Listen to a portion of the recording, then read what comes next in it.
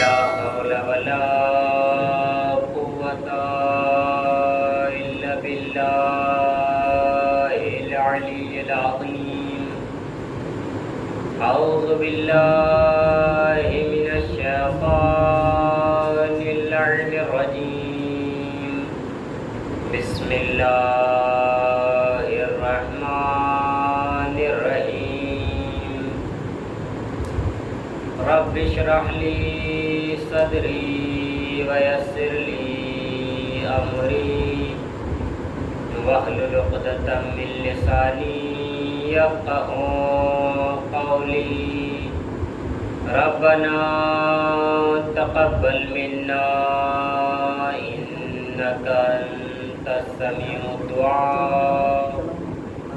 الحمد لله رب العالمين والصلاة والسلام على أشرف الأنبياء والمرسلين مولانا وحبيب طبيب قلوب نفوسنا بالقاسم محمد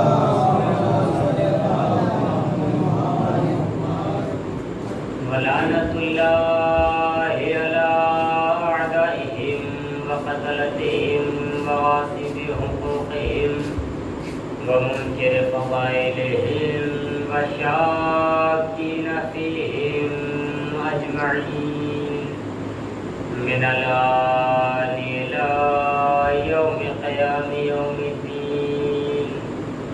أما بعد فقد قال الله سبحانه وتعالى في كتابه الأعلى.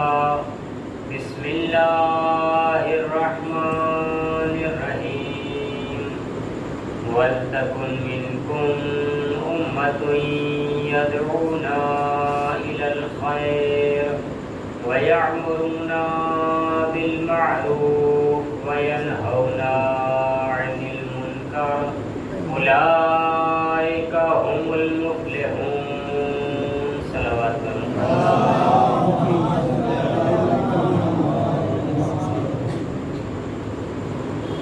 بزرگان عزیز، محترم سامعین، آج یہ مجلس جس کو اگر کوئی عنوان دیا جائے تو استقبال ماہ رضا کا عنوان دینا سب سے بہتر ہوگا، کیونکہ ماہ رضا کا جان نمودار ہو چکا ہے. آپ حضرات ذکر سید الشہداء سنتے رہتے ہیں، پورے سال ذکر سرکار ہوتا رہتا ہے اور آپ سماعت فرماتے رہتے ہیں، لیکن یہ ایام جو ہوتے ہیں وہ خصوصی طور پر ذکر سید الشہداء حضرت امام حسین علیہ السلام کرنے کے لیے ہوتے ہیں. اور یہ ایام جو مخصوص کیے گئے ہیں ذکر سرکار سید الشہداء سے، وہ صرف اور صرف اس لیے کیے گئے ہیں کہ انسان ان ایام میں ان ذکر کی برکتوں سے، اس ذکر کی برکت سے اپنے آپ میں تبدیلی لائے، بدلاؤ لائے، چینجنگ لائے. ہندی میں کہے تو پریورتن اپنے وجود کے اندر انسان لائے. اگر اس کے وجود کے اندر کوئی تبدیلی نہیں آتی ہے تو مجلسوں میں آنے کا تو ثواب تو ملے گا، لیکن کما حقہ جو فائدہ ہونا چاہیے تھا وہ یقینی طور پہ نہیں ہو پائے گا. ہم مسلسل مجلسوں میں آ رہے ہیں، برابر مجلسیں بھی ہو رہی ہیں، سال کے سال ہم مجالس میں شرکت کر رہے ہیں، اور شرکت کرنے کے باوجود ہم وہیں کے وہیں ہیں، ہمارے اندر جمود پایا جا رہا ہے، ہمارے اندر ٹھہراؤ پایا جا رہا ہے، ہمارے اندر توقف پایا جا رہا ہے، ہم ایک ہی جگہ رکے ہوئے ہیں، یہ ایسا کیوں ہو رہا ہے؟ کل سے انشاءاللہ اپنے موضوع پہ گفتگو ہوگی۔ آج استقبالیہ مجلس ہے اور تاخیر سے بھی شروع ہوئی ہے، تو میں جلدی باتوں کو تمام کرتے ہوئے اور مجلس کو تمام کرنے کی کوشش کروں گا۔ اور ایک مرتبہ آپ سے گزارش کرتا ہوں کہ تھوڑا آگے تشریف لے آئے، جو زیادہ پیچھے حضرات بیٹھے ہوئے ہیں صلوات پڑھیں اور محمد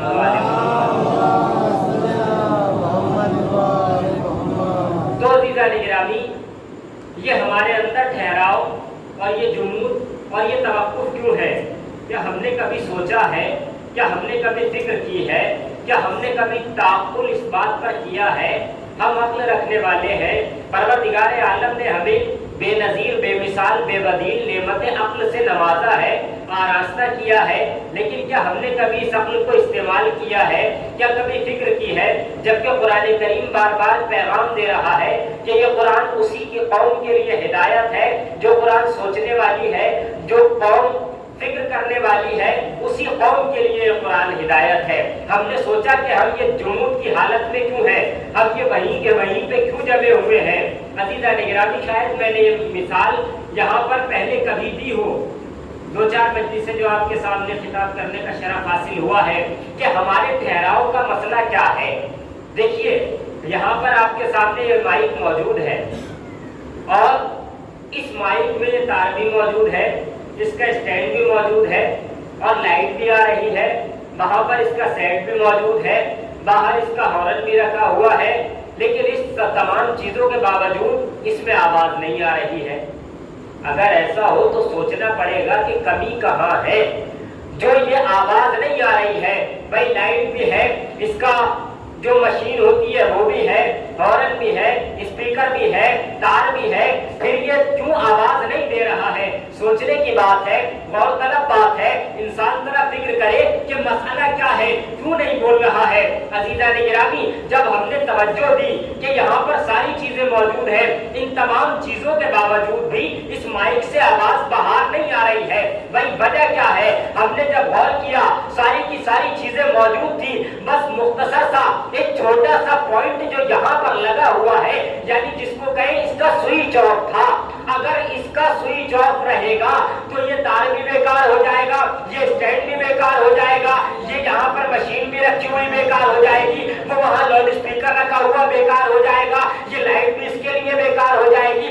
بس عزیزان گرامی، اسی طرح سے ہم مجلسیں بھی کروا رہے ہیں، ذاکر بھی بلا رہے ہیں، ہزاروں روپے بھی خرچ کر رہے ہیں، لاکھوں روپے بھی خرچ کر رہے ہیں، اپنا وقت بھی دے رہے ہیں، لاکھوں ہزاروں کروڑوں روپے کا تبرک بھی بانٹ رہے ہیں، وقت بھی خرچہ کر رہے ہیں، لیکن مسئلہ کیا ہے؟ کیوں رکے ہوئے ہیں؟ رکنے کی بات یہ ہے کہ جس طرح سے اس میں ساری چیزیں ہونے کے باوجود اس کا سوئچ آف تھا، اسی طرح سے ہمارے عمل کا سوئچ آف ہے۔ جس دن ہم نے اپنے عمل کا سوئچ آن کر لیا، اس دن انشاءاللہ ہم جمود کی حالت میں نہیں رہیں گے، ٹھہراؤ کی حالت میں نہیں رہیں گے، اس مقام پر پہنچ جائیں گے جس مقام پر اہل بیت اطہار ہمیں دیکھنا چاہتے ہیں۔ ایک صلوات پڑھیں محمد۔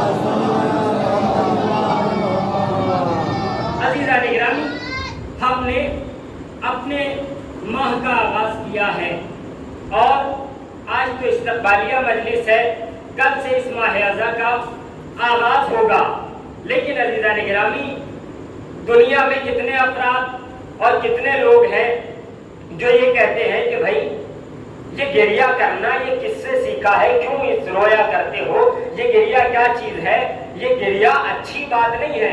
اگر کوئی مر گیا اس کو رو لیے، تیجے تک رو لیے، 40ویں تک رو لیے، برسی تک رو لیے، اس کے بعد ختم کیجئے۔ یہ کب تک گریہ کریں گے، کب تک روتے رہیں گے؟ یہ رونا بدعت ہے، صحیح نہیں ہے، اس کو چھوڑ دیجئے، اس کو ترک کر دیجئے۔ مگر ہم کہتے ہیں یہ بدعت نہیں ہے، یہ سنت ہے۔ کہا کیسے سنت ہے؟ ہم نے کہا دیکھیے آئیے تو سمجھ میں آ جائے گا کہ یہ بدعت ہے یا سنت ہے، بلکہ جملہ بدل کر یوں کہوں کہ یہ رونا ہی انسان کی حیات کی علامت ہے، یہ گریہ کرنا ہی زندگی کی علامت ہے۔ اگر آپ کے یہاں کسی بچے کی ولادت ہو یا ہاسپٹل میں کوئی بچہ پیدا ہو اور پیدا ہونے کے بعد عزیزان گرامی روئے نا تو کون پریشان ہو جائے گا؟ والدہ پریشان ہو جائے گی جس نے اتنی تکلیفیں برداشت کی ہے. اگر وہ اپنے بچے کے گریے کی آواز نہ سنے تو وہ بے چین ہو جاتی ہے. جب باپ کو پتا چلتا ہے کہ ہمارا بچہ جو پیدا ہوا ہے وہ رو نہیں رہا ہے تو عزیزان گرامی باپ پریشان ہو جایا کرتا ہے. عزیز و اقارب، دادی دادا جو وہاں پر نانی نانا موجود ہوتے ہیں سب کے سب پریشان ہو جاتے ہیں کہ بچہ کیوں نہیں رو رہا ہے. ہم کہیں گے کہ بچہ نہیں رو رہا ہے تو پریشان کیوں ہو؟ رونا تو ٹھیک نہیں ہے. کہا اس ٹائم اگر یہ ہونے کے بعد روئے گا نہیں تو ہمیں پتہ نہیں چلے گا کہ یہ زندہ ہے یا مردہ ہے. ہم نے پوچھا کہ یہ رونے والا رو کے کیا بتا رہا ہے؟ کہا رونے والا یہ بتا رہا ہے رو کر کے کہ میں مردہ نہیں ہوں، میں زندہ ہوں. ہم نے کہا کہ اس بچے کے رونے پہ جیسی کانوں میں والدہ کی آواز پہنچی وہ اتنی تکلیفیں برداشت کرنے کے باوجود بھی ایک مرتبہ اس کے لبوں پر تبسم آ گیا. ہم نے کہا یہ تبسم کیسا؟ اتنی تکلیفیں تھیں، اتنی محنتیں تھیں، اتنی زحمتیں تھیں، اب تو بچہ رویا ہے، تمہارے منہ پہ تبسم ہے، تمہارے لبوں پر تبسم ہے. کہا یہی تو بات ہے کہ یہ ہونے کے بعد رو کے یہ بتا رہا ہے کہ میں اس کائنات میں زندہ آیا ہوں، مردہ نہیں آیا ہوں. اب عزیزان گرامی رونے والے یہ بتاتے ہیں کہ ہم مردہ نہیں ہیں، زندہ قومیں ہیں. ایک صلوات پڑھے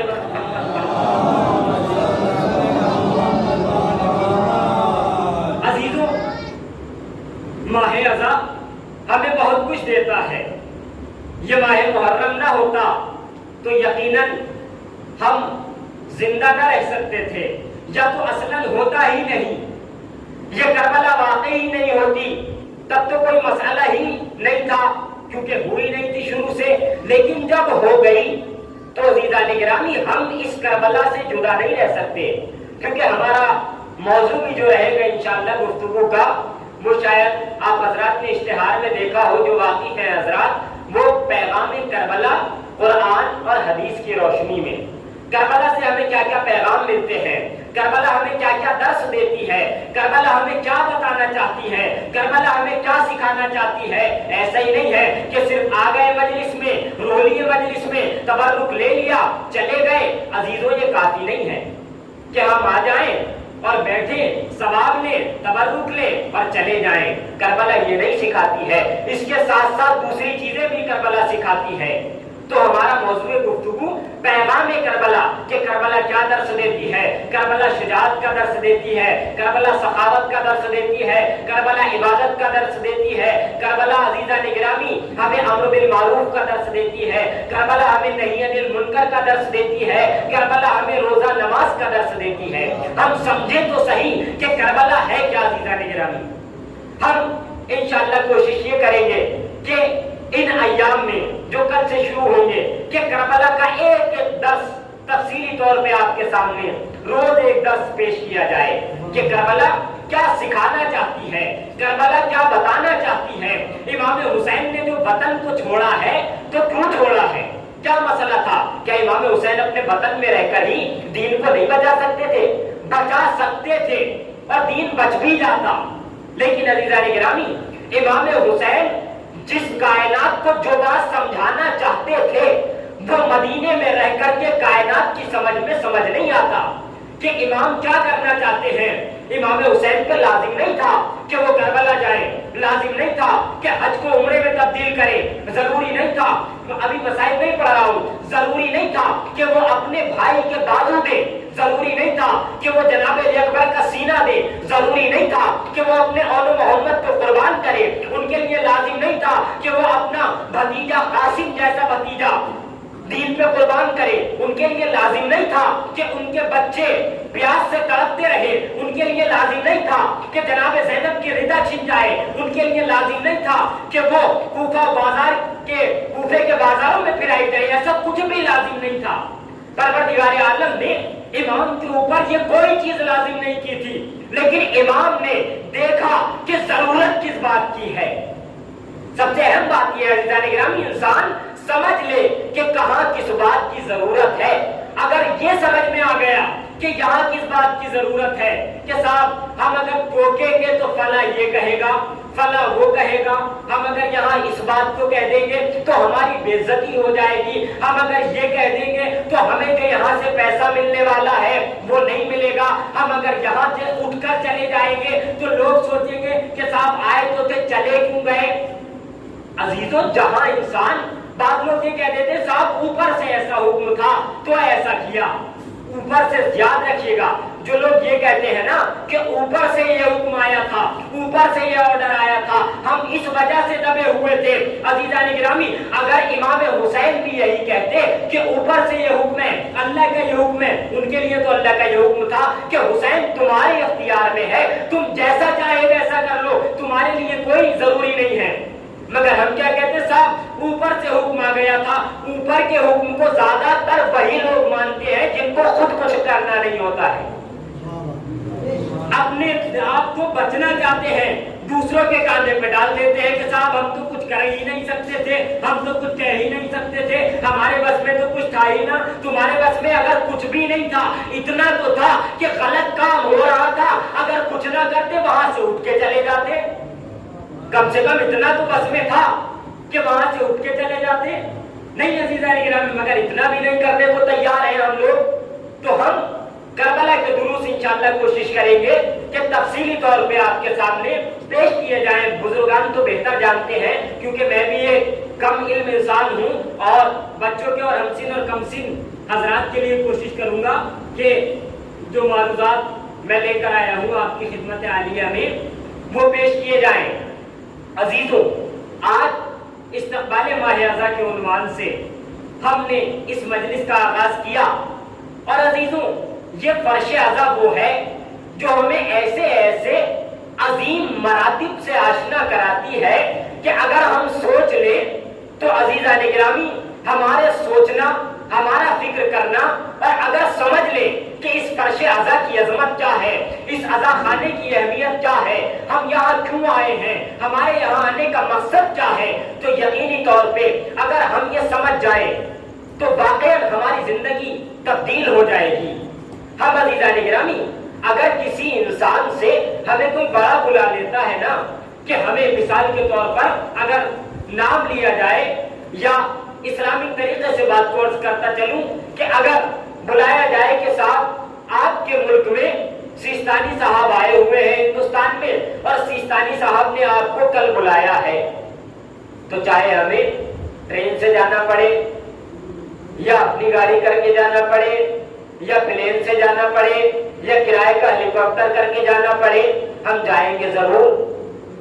کیوں جائیں گے؟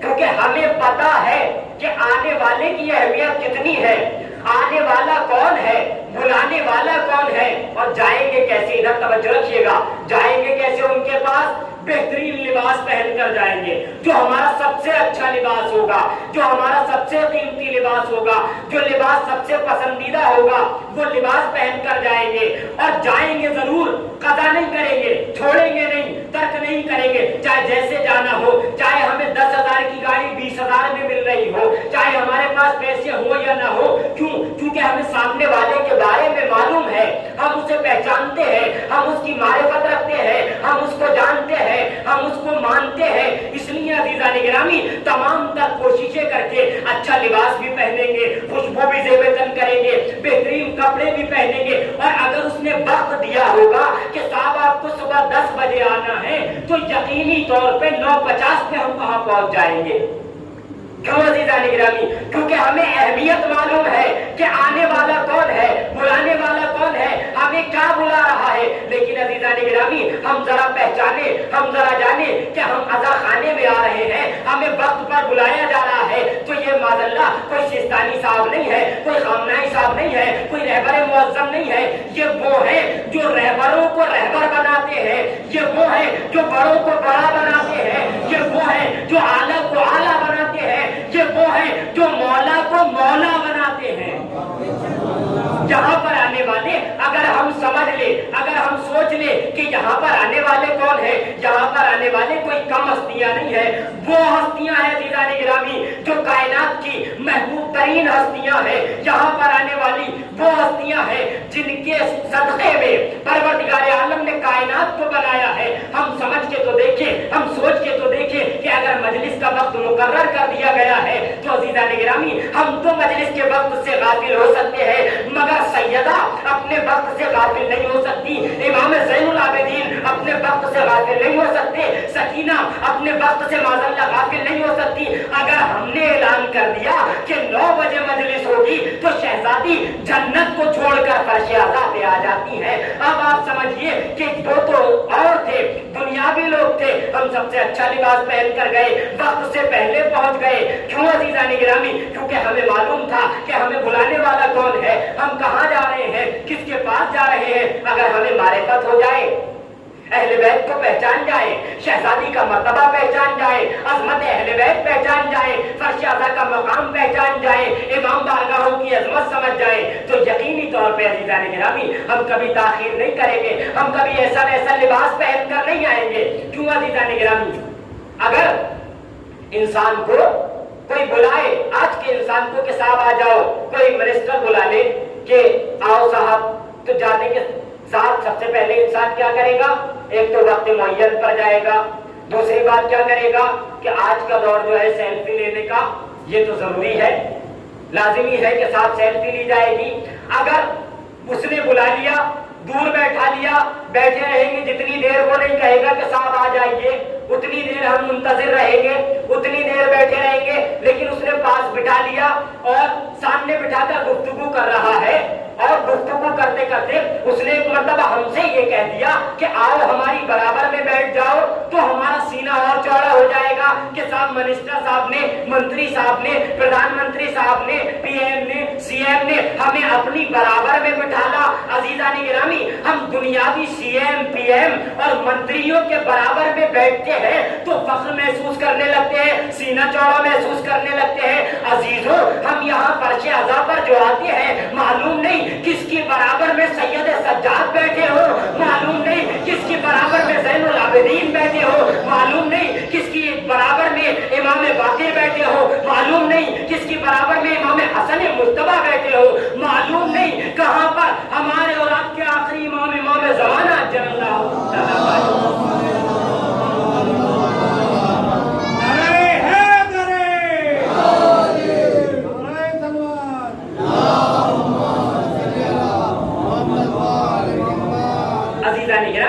हम पहचाने तो सही कि ये हमें क्या देती है। फर्श आज़ा वो मदरसा है जहाँ पर सब बराबर हो जाते हैं। परवरदिगार आलम के कवानीन जो बनाए हुए हैं अज़ीज़ान गिरामी, वो सबके लिए यकसा हैं। अपने घर पे चाहे तुम करोड़ों का लिबास पहनते हो, करोड़ों का लिबास पहनने वाले भी इस दुनिया में मौजूद हैं। 5-5 करोड़ का लिबास पहन रहे हैं लोग, ऐसे ऐसे 1-1 करोड़ की टाइयां लगाई हैं लोगों ने। आपके जहन में होगा, मैं नाम नहीं लेना चाहता किसने कहाँ लगाई है और कैसे कैसे कपड़े पहने हैं लोगों ने, दुनियावी लोग हैं। लेकिन परवरदिगार आलम के यहाँ जब जाओगे तो वो 1 करोड़ की टाई नहीं चलने वाली, वो रेशमी लिबास नहीं चलने वाला।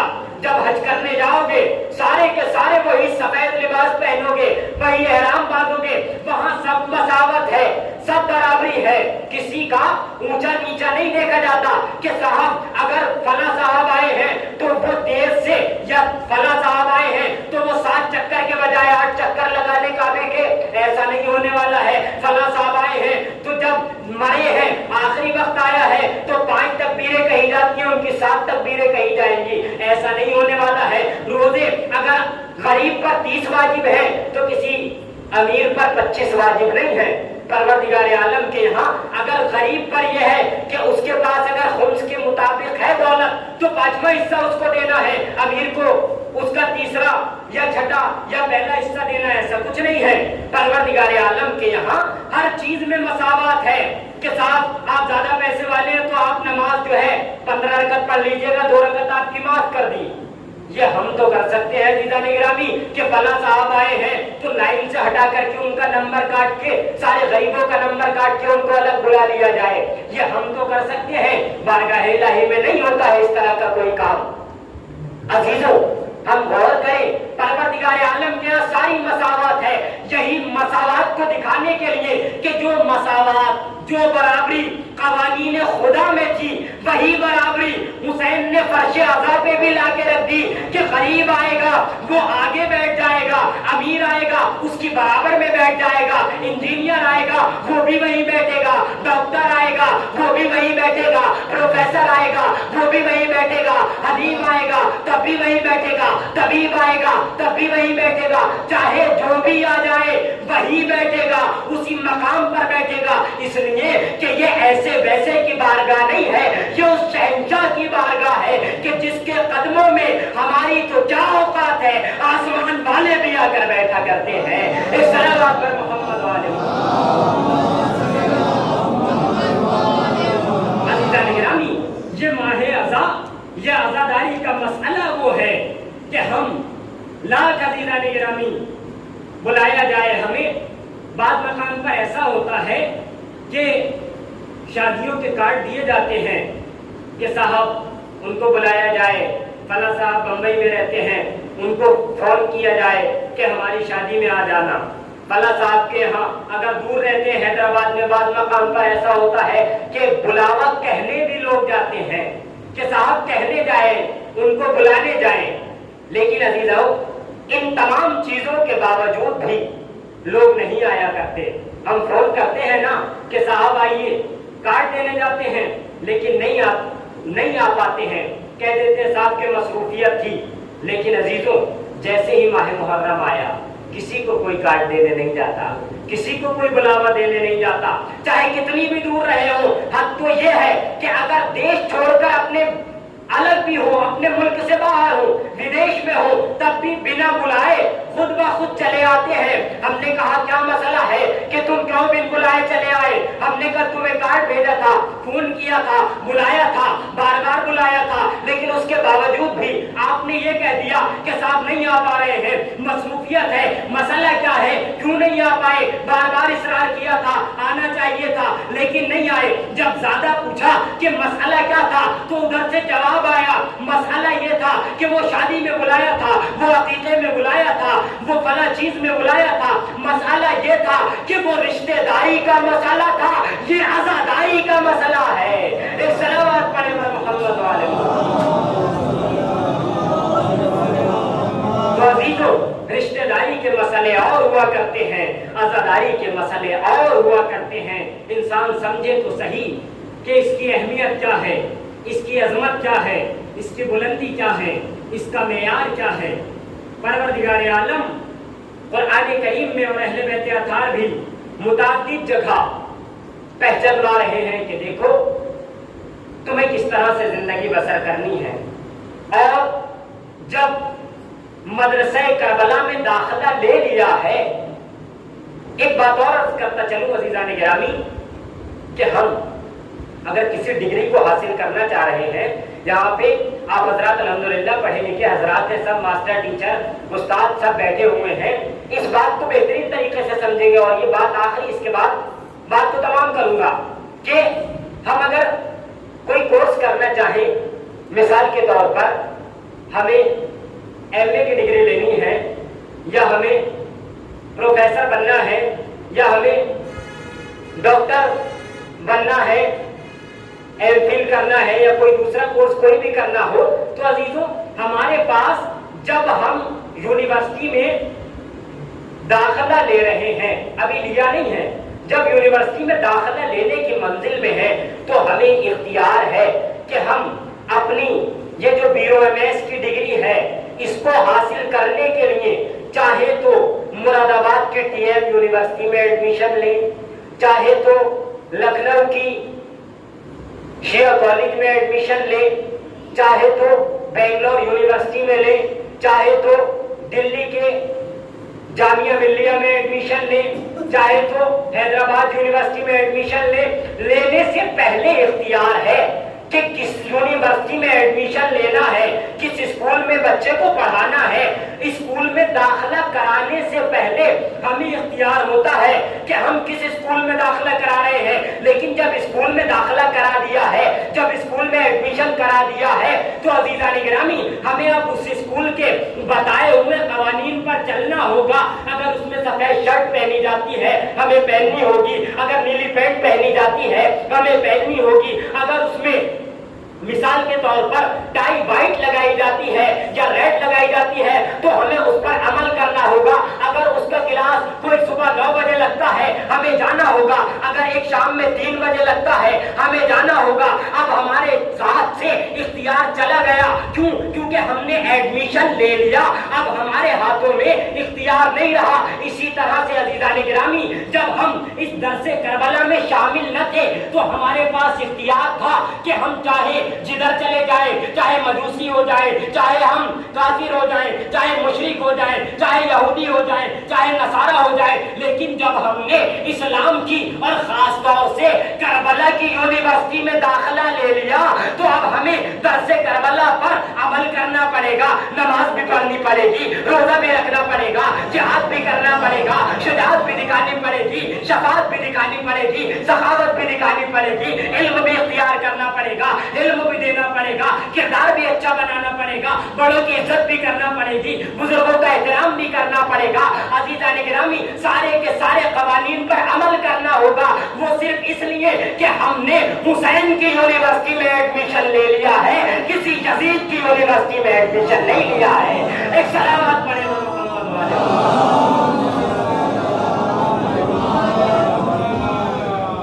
یہ مسئلہ ہے عزیزو، ہم جب مکتب کربلا سے جڑ گئے ہیں درس کربلا بھی لینے پڑیں گے۔ جب ہم کربلا کے درس میں شامل ہوں گے تو یقیناً اگر 100% سمجھ میں نہیں آئے گا تو کم سے کم 70 80 60 50 40 کچھ فیصد تو سمجھ میں آئے گا۔ اور عزیزوں یہ کب ہوتا ہے، کب سمجھ میں آتا ہے 40% یا 30%؟ جب ہم پہلی بار آتے ہیں۔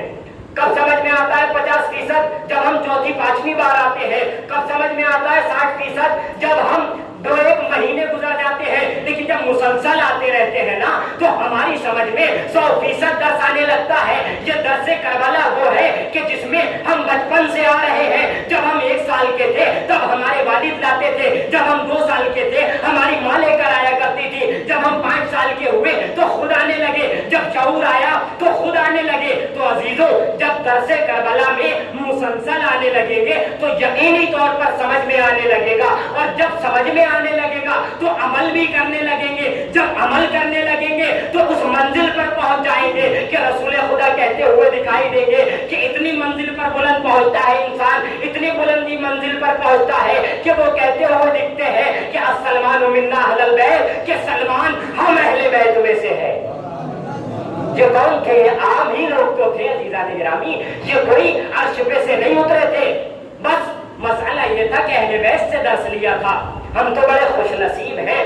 یہ سلمان، بوزا، قمبر، عمار، یاسر، مقداد، یہ کون تھے عزیزان گرامی؟ ان میں سے بعض تو مسلمان بھی نہیں تھے، ذمہ داری کے ساتھ اس بات کو عرض کر رہا ہوں، بعض تو ان میں سے مسلمان بھی نہیں تھے، کوئی مجوسی تھا، کوئی مشرک تھا، کوئی یہودی تھا، کوئی عیسائی تھا، کوئی کچھ تھا، لیکن کم سے کم ہم خدا کا شکر ہے کہ اسلام میں تو پیدا ہوئے ہیں۔ خدا کا لاکھ لاکھ احسان ہے کہ اس نے ہمیں ایسی آغوش میں پالا ہے کہ جب ہم لوریوں میں تھے تو ناد علی کی لوریاں ہمیں سنائی جاتی تھی، جب ہماری ماں ہمیں سلاتی تھی تو یہ کہہ کر سلاتی تھی بیٹا اللہ ایک ہے، بیٹا پنجتن 5 ہے، بیٹا امام 12 ہے، بیٹا معصوم 14 ہے، کربلا کے شہید 72 ہے، اللہ ہمارا خدا ہے، محمد ہمارے رسول ہیں، علی ہمارے امام ہیں۔ عمار، یاسر نے، مقداد نے، ابوذر نے، بلال حبشی نے اپنی ماں کی آغوش میں بڑی ذمہ داری کے ساتھ کہہ رہا ہوں، یہ اپنی ماں کی لوریوں میں نہیں سنا تھا، لیکن عزیزان گرامی آ کر کے اپنے آپ کو اتنا بلند کیا، اتنا بلند کیا کہ ایمان کے اس درجے پر فائز ہو گئے کہ انسان دیکھتا رہ گیا کہ کس بلندی پر پہنچ گئے۔ ہمیں بھی درس لینا چاہیے اور درس کربلا ہی انشاءاللہ آپ کے سامنے پیش کیے جائیں گے۔ عزیزوں، یہ کربلا ہمیں درس دیتی ہے کہ دیکھو، ظلم کے خلاف کبھی بھی خاموش نہ رہنا، کیونکہ ظلم کے خلاف جتنی دیر سے اٹھو گے اتنا ہی زیادہ تمہیں ہر جانا بھگتنا پڑے گا، اتنی ہی زیادہ مشکلات آئیں گی۔ اس لیے ضروری یہ ہے کہ اگر کہیں کوئی غلط کام ہوتا ہوا دیکھو تو فوراً آواز بلند کرو اور نعرہ لگاؤ کہ ہم اس ظلم کے خلاف ہیں۔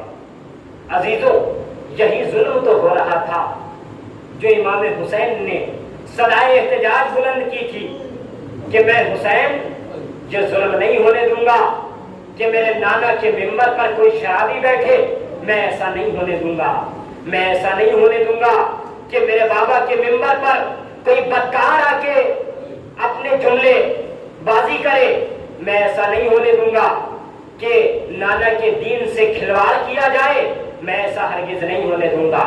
چاہے مجھے وطن سے الگ جانا پڑے، چاہے مجھے قربانیاں دینی پڑے، چاہے مجھے کچھ بھی کرنا پڑے، میں ظلم کے خلاف کھڑا ہو کر رہوں گا، ظالم کو ظالم کے کیفر کردار تک پہنچا کے رہوں گا، میں کبھی بھی ظلم کے سامنے جھکوں گا نہیں۔ عزیزوں، یہی مسئلہ تھا کہ امام حسین علیہ السلام کو جب ولید نے طلب کیا تب امام گئے اور وہاں پہ پہنچے جو اس کا دربار تھا۔ دربار میں جانے کے بعد اکیلے نہیں گئے ہیں امام ابھی، ساتھ میں بنی ہاشم بھی گئے ہیں۔ بنی ہاشم کون 18 بنی ہاشم عزیزوں گئے تھے، اور جانے کے بعد لیکن سارے بنی ہاشم کو دروازے پر ہی روک دیا گیا تھا دربار کے۔ تنہا ذات امام حسین دربار میں گئے تھے اور جا کر کے یہی کہا تھا کہ میں ہمیشہ اور ہمیشہ کے لیے ظلم کے خلاف ہوں، ظالم کے ہمیشہ خلاف رہوں گا۔ مگر عزیزوں، جب یہ دیکھا کہ اب کسی طرح سے کوئی اور راستہ نہیں رہ گیا ہے، مجھے وطن کو چھوڑنا پڑے گا، تو ایک مرتبہ عزیزوں امام نے آ کر کے یہ کہا کہ اب سامان سفر تیار کر لیا جائے۔ عزاداروں، پہلی محرم کی شب آ گئی ہے، آپ کی آنکھوں میں آنسو آ گئے ہیں، اشک آنکھوں سے نکلنے کے لیے بیدار ہو رہے ہیں کہ ہم حسین پر روئیں، ہم حسین پر گریہ کریں۔ عزاداروں، مسائل پڑھنے کے دن اب نہیں رہ گئے ہیں۔ عزیزوں، اگر یہی سوچ لیا جائے کہ حسین سے نانا کا مدینہ چھوٹ رہا ہے، یہی رونے کے لیے کافی ہے۔ ہاں، عزاداران مظلوم کربلا، حسین جب نانا کے مدینے سے رخصت ہو رہے تھے، ایک مرتبہ عزاداران مظلوم کربلا، امام مظلوم کربلا وقت آخر، رخصت آخر کے لیے نانا کے روضے پر آئے، آ کر کے کہتے ہیں نانا الوداع، نانا نانا آپ کا حسین جا رہا ہے۔ اللہ اللہ، عزادارو، ہمارے لیے سننا آسان ہے کہ حسین اپنا وطن چھوڑ رہے ہیں، مگر نہیں عزاداروں، یہ حسین کا وطن نہیں چھوٹ رہا بلکہ اپنے نانا کے روضے کا مجاور جا رہا ہے۔ حسین جا رہے ہیں، نانا سے کہا نانا نانا مجھے رہنے نہیں دیتے، نانا مجھے سکون نہیں ہے۔ ایک مرتبہ نانا کے مزار سے رخصت ہوئے، بھائی کے مزار پر آئے، بھیا الوداع، بھیا خدا حافظ، بھیا حسین جا رہا ہے۔ اللہ اللہ، سن سکیں گے عزادارو جملے؟ ایک مرتبہ جب نانا کی قبر پہ جا رہے تھے، بڑی شہامت کے ساتھ جا رہے تھے، بہت اچھے انداز میں جا رہے تھے، ایسا لگ رہا تھا کوئی شہنشاہ جا رہا ہو، ایسا لگ رہا تھا کوئی بادشاہ جا رہا ہو۔ لیکن عزادارو، نانا کے بعد، بھیا کے بعد اب جب ماں کے مزار کی طرف بڑھے ہیں، حسین کا منظر بدل گیا۔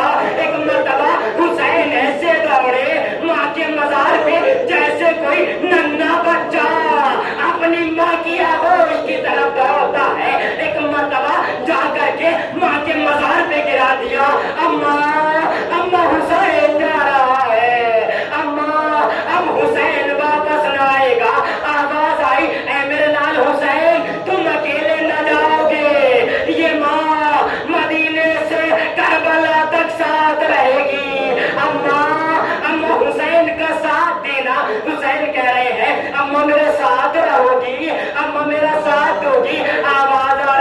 فاطمہ کی، اے میرے لال تو سننا چاہتا ہے، اے میرے لال جب تو اپنے بھائی عباس کے بازو اٹھائے گا تیری اماں تیرے ساتھ ہوگی، اے میرے لال جب تو اکبر کے سینے سے برچھی کی علی نکالے گا تیری ماں تیرے ساتھ ہوگی، اے میرے لال جب تیرے ہاتھوں پہ اصغر کے تیر لگے گا تیری ماں تیرے ساتھ ہوگی۔ حد تو یہ ہے اے میرے لال، آخری جملہ اے میرے لال جب تیرا گلے پہ سمر کا خنجر چل رہا ہوگا، اس ماں کا دامن ہوگا، ماں کی آغوش ہوگی، سمر کا خنجر ہوگا، یہ ماں اس وقت بھی تیرے ساتھ رہے گی۔